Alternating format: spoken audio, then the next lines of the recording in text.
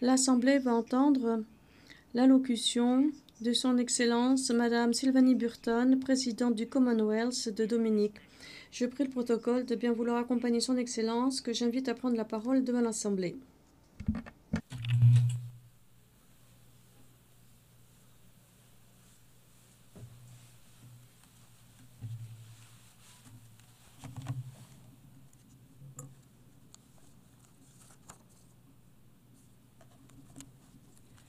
Excellencies, Excellences, Mesdames et Messieurs les délégués, Mesdames et Messieurs, Mabrika Mabrika, je vous salue dans ma langue, Kalinago, la langue des premiers peuples des Caraïbes. Et ce sont mes ancêtres et j'en suis fière. Madame la Présidente, au nom du gouvernement et du peuple du Commonwealth de Dominique, je vous félicite, vous, une femme, pour votre désignation pour diriger les travaux de la 80e session de l'Assemblée générale. Une responsabilité pour laquelle vous êtes éminemment qualifié. Nous vous souhaitons tout le succès possible dans vos nouvelles fonctions. Excellence, je prends la parole à un moment charnière de l'histoire de cette organisation et de ce monde. Je me souviens des mots de l'écrivain connu Charles Dickens dans sa nouvelle, et je le cite, « L'histoire de deux villes ». Une nouvelle qui se déroule dans une époque de troubles sociaux, de division et de transformation. Je cite, c'était la meilleure époque possible, c'était la pire époque possible. Fin de citation. Même si cette nouvelle a été écrite il y a plus de 160 ans, ces mots restent tout à fait pertinents aujourd'hui. Alors que nous commémorons les 80 ans d'existence des Nations Unies, nous vivons vraiment une histoire de deux mondes. Pour certains, en effet, c'est la plus belle des époques.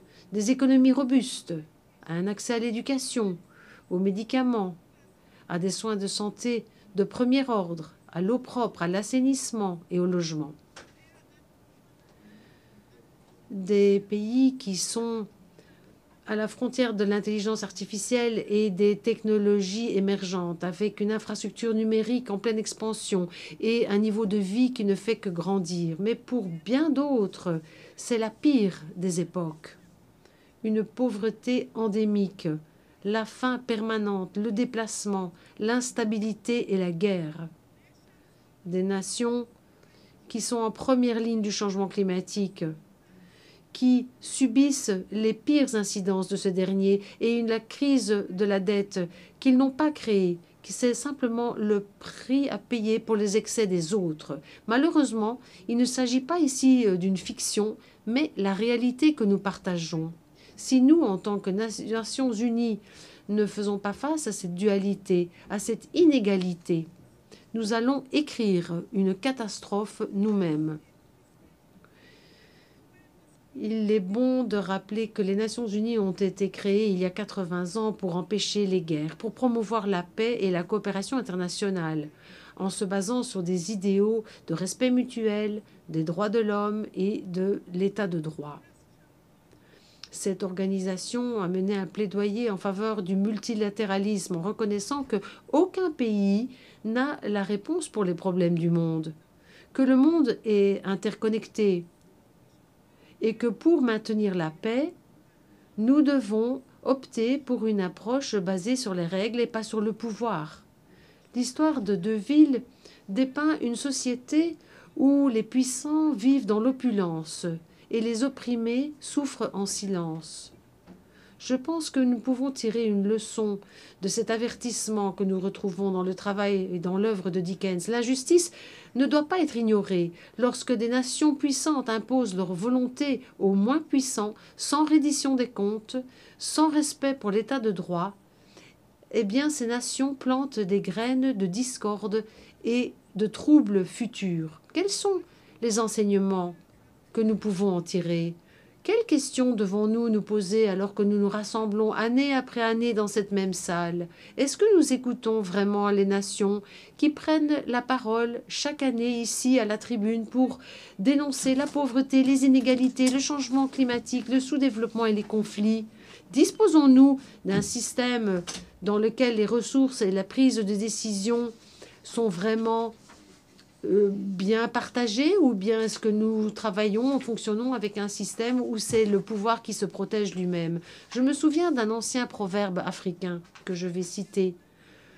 Lorsque les éléphants se battent, l'herbe est écrasée. Nous, les PEID, nous sommes l'herbe.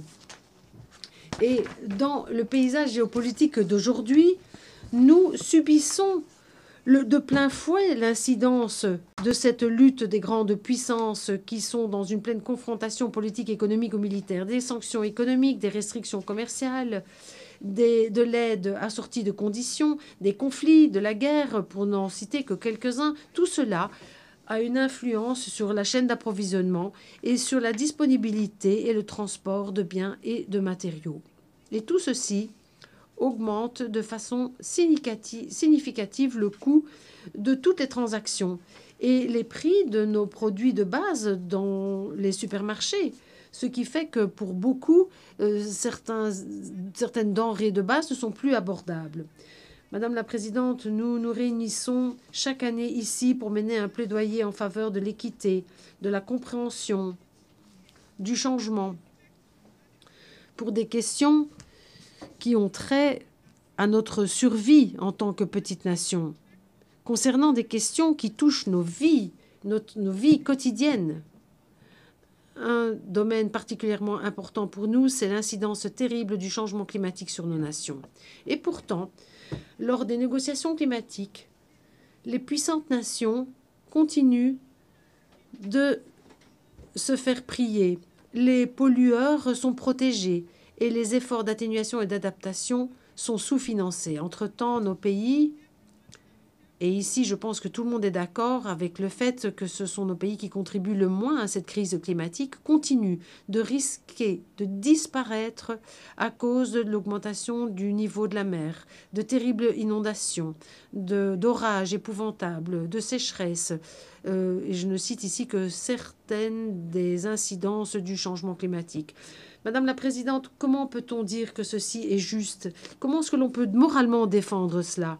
Alors que nous nous plaignons de tout cela, nous voyons quelque chose de tout aussi horrible, la perte en vie humaine que nous voyons de par le monde, due aux bombes, à la faim organisée, à la violence systématique et au génocide. Nous n'avons pas le pouvoir d'empêcher les orages et d'amener les pluies là où il y a une sécheresse, mais nous avons le pouvoir de limiter le changement climatique plus avant et d'aider les pays à s'adapter et à atténuer son incidence. De la même façon, nous avons le pouvoir de mettre fin aux guerres et de ne pas en commencer de nouvelles. Mais nous devons vouloir parler aux autres. Nous devons vouloir montrer de l'empathie pour les autres. Nous devons revenir aux principes fondateurs des Nations Unies. Chaque fois qu'il y a un conflit quelque part, que ce soit dans la Corne de l'Afrique, au Proche-Orient, ou dans le sud-est de l'Asie, ou, et je suis triste de le dire, dans les Caraïbes, les grandes puissances qui participent à des conflits géopolitiques font en sorte que ces conflits causent des dommages justement pour les civils. Les économies s'écroulent, les prix augmentent, l'instabilité s'accroît. Je souhaiterais souligner ici qu'il n'y a aucun endroit, aucune place dans les Caraïbes pour la guerre. Les Caraïbes sont une zone de paix. Tout conflit militaire dans les Caraïbes aurait une incidence terrible sur les Caraïbes et l'Amérique latine. Il y a de meilleures façons de résoudre nos différends. Nous exhortons les puissances à trouver une autre façon de procéder. Et c'est pour cela que je reviens à notre histoire, Madame la Présidente, où un homme abandonné par la société va donner sa vie pour quelqu'un d'autre. Est-ce que les nations prospères sont prêtes à laisser leur toute-puissance au nom de l'équité? Est-ce que ces nations sont prêtes à faire des sacrifices pour assurer la justice, l'équité, la résilience climatique pour tout le monde? Est-ce que nous allons choisir la compassion et l'empathie plutôt que le contrôle et l'indifférence? Madame la Présidente, nous sommes solidaires avec la population de Haïti. Comme d'autres États membres de la CARICOM, nous insistons sur le fait que la crise actuelle que connaît notre nation sœur de la CARICOM ne signifie pas du tout que l'on ne puisse pas reconnaître leur souveraineté sacrée, leur droit à trouver une paix pérenne pour leur pays. Le gouvernement de la Dominique est convaincu que Haïti fait face à de grands défis aujourd'hui, notamment à cause de la contribution énorme d'Haïti dans la recherche de la justice et de la liberté pour notre région et pour le monde. En effet, nous pensons que la composition de cet auguste organe n'aurait jamais été imaginable sans les luttes héroïques de la population de Haïti. En fait, la crise en Haïti, c'est bien plus qu'une crise des Caraïbes et sa solution exige une réponse unifiée et l'appui des Nations Unies. Ma délégation, sans aucune réserve, appuie la position de la CARICOM concernant la situation en Haïti. Une position qui demande à juste titre un processus de transition mu par les Haïtiens eux-mêmes pour amener des changements pour que cela profite à la population de Haïti. Il faut que Haïti reçoive toute l'aide nécessaire. C'est tout ce qu'on nous demande en fait. Madame la Présidente, le Commonwealth de Dominique souhaiterait souligner son engagement en faveur d'un plaidoyer pour l'unité, la justice, la paix et le développement humain durable que cela encourage. À cet égard, nous continuons d'exhorter à mettre fin au blocus économique illégal et injuste contre le peuple de Cuba. Maintenir ce blocus est toxique non seulement pour la population de Cuba qui souffre depuis longtemps, mais aussi pour l'image de ceux qui soutiennent cet embargo. Cuba a le droit à l'autodétermination. La Dominique continue d'être solidaire aux côtés de Cuba. Ce blocus économique et commercial imposé sur nos frères et sœurs de Cuba continue d'être une source de grande préoccupation pour nous dans les Caraïbes. Il est absolument indispensable de lever ce blocus. C'est pour cela que le Commonwealth de Dominique joint sa voix au cœur de la majorité des membres de cette organisation pour demander à une levée immédiate des obstacles commerciaux et des interdictions à l'exportation imposées au bon peuple de Cuba. Car toutes ces limitations ne sont pas justifiées. C'est absolument injustifié. Cela appartient à une époque révolue et ces obstacles ne devraient plus exister. Cela relève d'un discours soi-disant de lutte pour la libération d'un peuple des Caraïbes. C'est pour ces raisons que le gouvernement de Dominique exhorte de façon robuste que l'on revoie tout à fait ce type de mesures.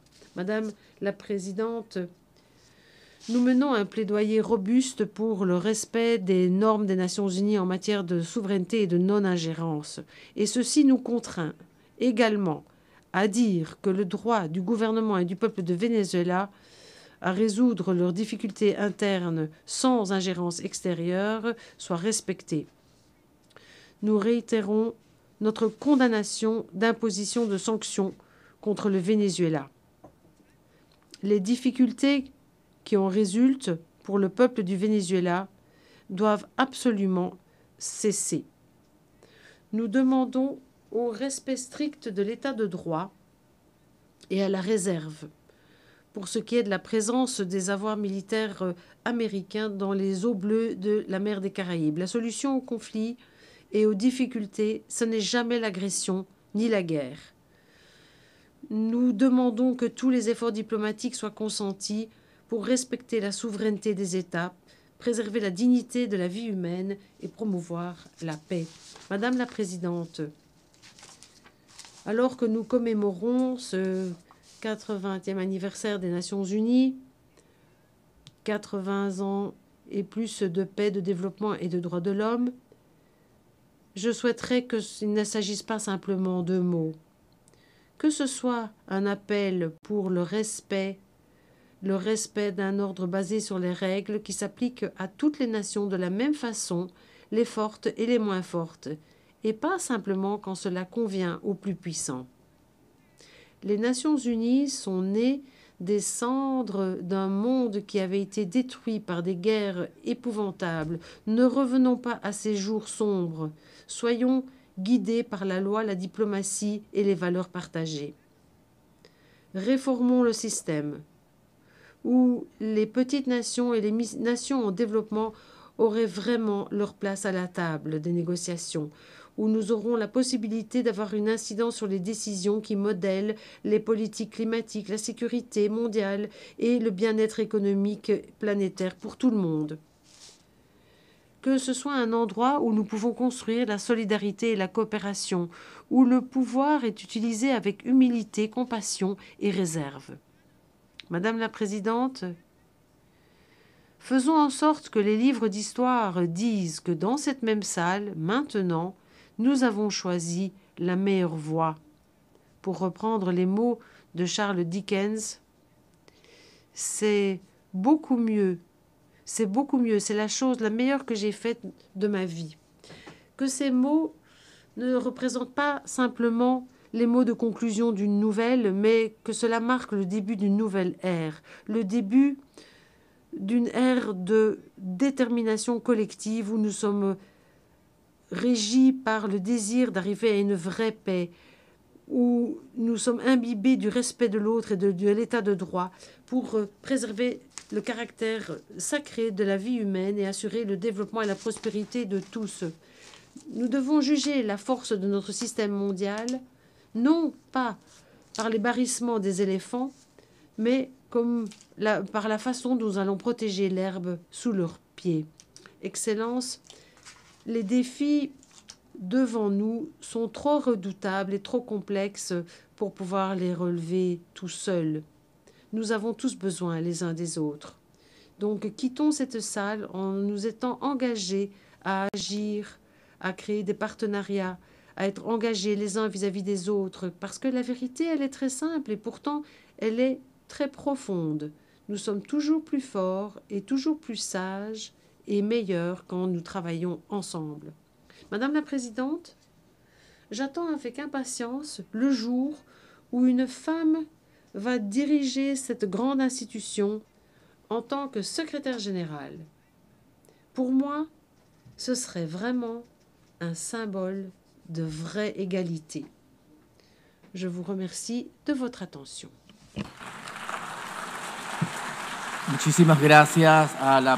Merci beaucoup à la présidente du Commonwealth de Dominique. À présent, l'Assemblée